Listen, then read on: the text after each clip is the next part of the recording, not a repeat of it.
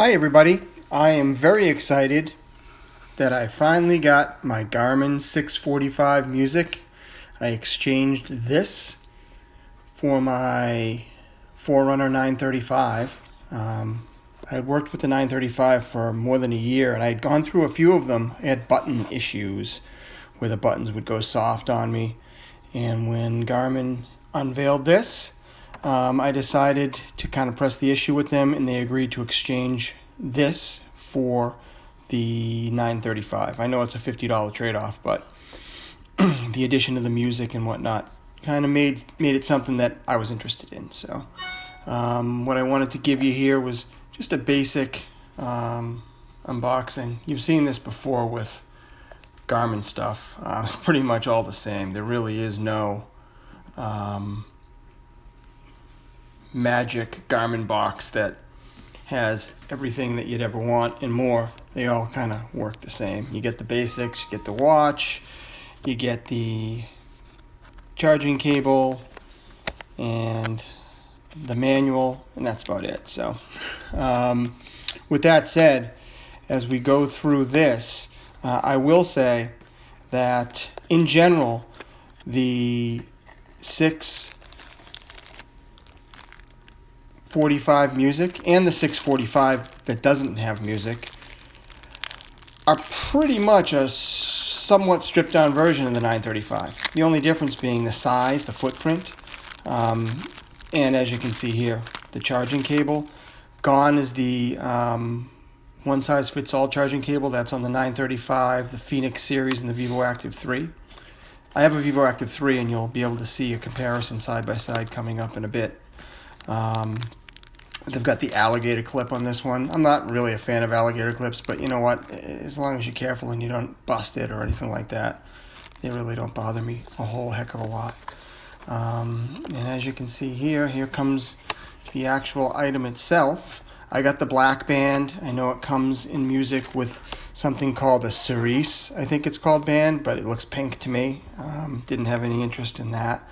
So I was happy to kind of get the black band. It's got the silver bezel, but as you notice, that silver bezel, it's not quite, I don't know, maybe it's just me, but it's not quite as silver as the silver on the Vivoactive 3. It seems a little less, I don't know what the word is, standoutish.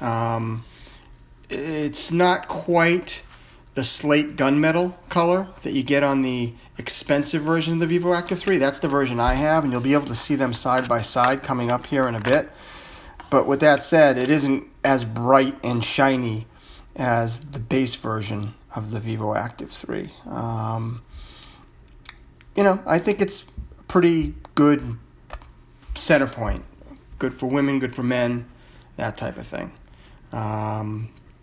As you can see, it's got the plastic back, very similar to the Forerunner 935's back, except it's in a smaller footprint. You know how the Vivoactive 3 has kind of a metal back, and it's got the metal casing on front. And here goes our little comparison.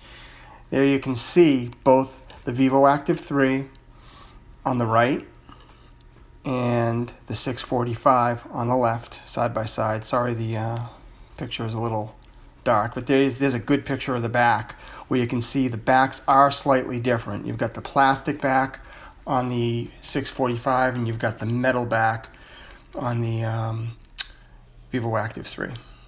So here's a kind of a top-down view.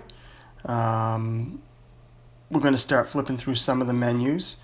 I can't say enough how comfy this watch band is. Believe it or not, even though the footprint is the same as the Vivoactive 3, for whatever reason, the 645 to me is much more comfortable. I was able to sleep in it, do anything with it. And as you can see the comparisons, the band on the Vivoactive 3, although soft, is a little bit more rigid. And it makes a whole heck of a lot of difference. To me, you slip this thing on and you can barely even feel that it's there. I'm also a really big fan of the buttons for workouts. I'm a runner primarily, and the touchscreen, although cool and a conversation piece in the Vivoactive 3, just doesn't really work well when you're out there on the road, especially in the winter in the Northeast where it gets wet and damp and snowy and whatnot. The buttons really do make a whole heck of a lot of difference as far as I'm concerned. And with that said, the heart rate monitor, I've had no problems with that. It's very comparable to any other Garmin watch that I've ever used. Seems pretty accurate. Struggles a little bit in gym activities, but quite frankly, I think it does better than the 935, and I think that's due in part to the fact that it's smaller and it stays in place better. The one thing I will say is that when trying to connect a Bluetooth headset, I don't have any problems getting them to connect, but I have AirPods, and the AirPods are not quite ready for prime time when pairing to this. I get cutouts and little hiccups. It's okay when you're inside if you don't mind the occasional hiccup, the occasional dropout, that type of thing. But when you go outside, it's really unusable. And I think it's been acknowledged on the Garmin forums page that they do have an issue with the AirPods. I also have a pair of Skull Candy Uproars. Those are the over-the-ear headset. And those things pair up just as easy, and they never lose a signal. They sound great, and I've been using them to work out. So hopefully they'll get the AirPods thing worked out, because that's a big deal. In addition to that, just so you know, music transfer to this, I've had a Apple Watch, I've had a Tick Watch, I tried out the Ionic. The music transfer is as easy as it gets with the Garmin 645. You basically just plug it into your computer, and unfortunately the streaming services aren't available yet, but if you plug it into your computer, launch the Garmin app, you can then just manually it's almost like a drag and drop. You're presented with a list of all the MP3s or even the M4As that you have on your computer, and you can just checkbox them and transfer them over, and they transfer really quick. I was able to actually download about 100 songs to this watch, and they transferred over in less than 3 minutes, so really fast. As opposed to like the Ionic, when I tried that, it was just a hit or miss situation. And in some circumstances, it took like 20 minutes to transfer like 15 songs. It was awful. What doesn't this have that, say, the 935 has?